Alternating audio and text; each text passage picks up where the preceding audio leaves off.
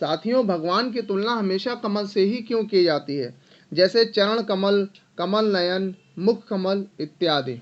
आखिर इसके पीछे क्या रहस्य है, आइए साथियों जानते हैं।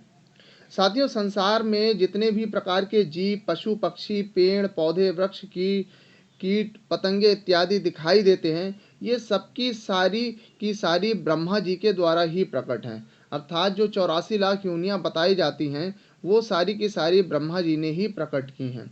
लेकिन इन सभी योनियों में एक चीज ऐसी है जो ब्रह्मा जी के द्वारा प्रकट नहीं है, जिसका प्राकट्य ब्रह्मा जी ने नहीं किया है। वह है कमल का पुष्प। अर्थात कमल के पुष्प का प्राकट्य ब्रह्मा जी ने नहीं किया। तो फिर आखिर कमल के पुष्प का प्राकट्य हुआ कहाँ से है, आइए साथियों जानते हैं। साथियों, जब भगवान नारायण से ब्रह्मा जी प्रकट हुए थे, तो भगवान नारायण से ब्रह्मा जी सीधे डायरेक्ट नहीं प्रकट हुए थे।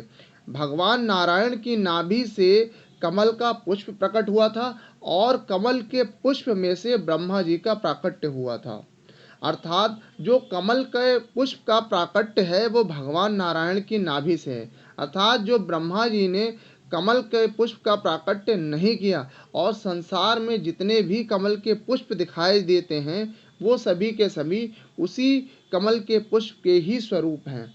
इसीलिए भगवान के प्रत्येक अंग की तुलना कमल से की जाती है, क्योंकि कमल का पुष्प जो है ब्रह्मा जी के द्वारा प्रकट नहीं है।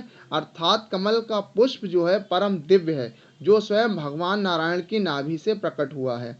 और दिव्य होने के कारण ही भगवान के श्री अंगों की, चाहे वह भगवान के हाथ हो, चाहे भगवान के पैर हो, चरण हो या आँख हो, कोई भी अंग हो, भगवान के श्री अंगों की तुलना केवल और केवल कमल से ही दी जाती है।